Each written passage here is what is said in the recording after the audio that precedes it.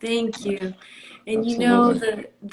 the when you said, about being wanted and not feeling wanted, it's amazing to hear you say that because I see someone who just is with themselves and understands the wanting is with us, not with anything external. And so thank you for that. Absolutely. I feel that groundedness in you, and I just appreciate that. And being in witness to that is very powerful.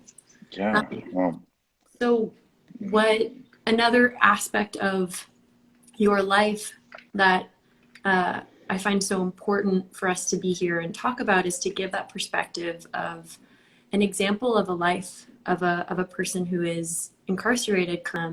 I think we're having two conversations at once. Really, we're having a conversation about this moment, about yeah. how this virus is affecting those that are in this contained space, Hmm. and we're also talking about the future. It's not just about this present moment that we're talking about. We're talking about a lot of people that feel forgotten, feel disregarded, feel that they've just been disposed of, or that their community, their country has given up on them. So, if you could just give me a little bit about, that what it's like inside, and how that relates to this virus right now and the threats that everyone inside is facing. We're not throwaways, right? We don't throw people away, right? Mm, We see that they are brothers, they're sisters, they're uncles, they're fathers. They're more than just that act.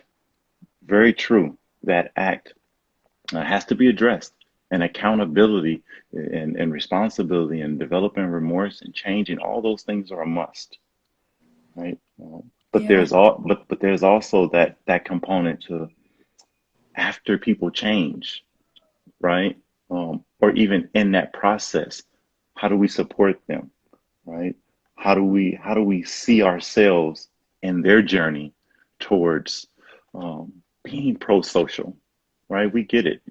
There's a lot of anti-social people because they live in anti-social environments, right? But once a person changes, once we actually see that, especially during a pandemic, Hmm. right? We're now in a place where it's not just release prisons. It's not just release prisoners. It's we need to start that conversation so that we can come up with great ways, safe ways to safely release safe individuals back into our community so that we lower not only their chance of getting COVID-19, but our chances of getting COVID-19. Hmm. Hmm.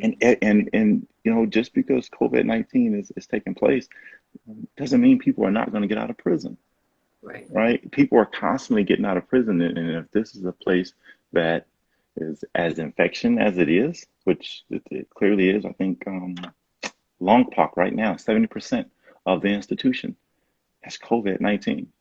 70%. I think it just came out. It was one of the most infectious places inside of our country, right? And I just think that we're in this time where we can do better than just locking people up Mm, and saying your crime has now become a death sentence because we're in a pandemic. mm, yeah. So thank you for that. What what can what can we do? What are the steps that, when we spoke on the phone, I do believe that the first step is proximity. And it's Yeah, those that are listening to this conversation right now and educating themselves, getting close to it first.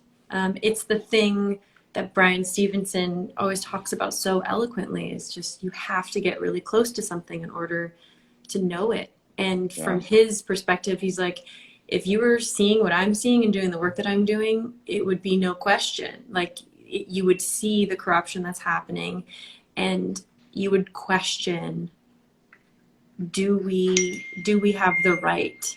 Do we have the right to as you're saying with this virus, give people a death sentence. Uh, Yeah. is that all right?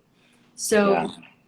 with that said, and keeping in mind that when we're talking about people incarcerated, we're talking about children and we're talking about elderly people, we are talking about brothers, sisters, non-binary folks. We're talking about, you know, families feeling like they are incarcerated as well because someone they love is away.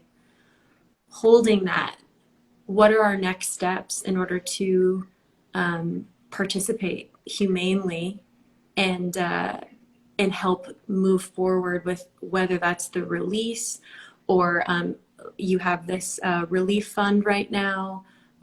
What are some of those steps that we can do? Some that are monetary, some, but not everybody has money to donate right now. So what are some of the other things that people can do?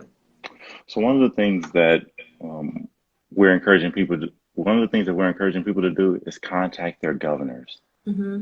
their sheriffs. You can go to representjustice.org, and we have a toolkit set up for you to easily and simultaneously contact both of those officials, in Mm-hmm. addition to other officials, and urge them to actually safely de-incarcerate our institutions. You can also donate, right? There's a emergency relief fund. Represent Justice again. You know, we actually just gave 20,000 face masks, and we're now scheduled to give another 5,000 to the women's prison. So we're again we're really excited about that. Um, absolutely, Yeah. absolutely. Thank you. Thank you so much. Thank you, Thank, Jarrett. We'll speak thank soon. soon. You take care. Thank you. Okay. Bye. Bye. Whoa. Okay. Thank you again for everyone who tuned in.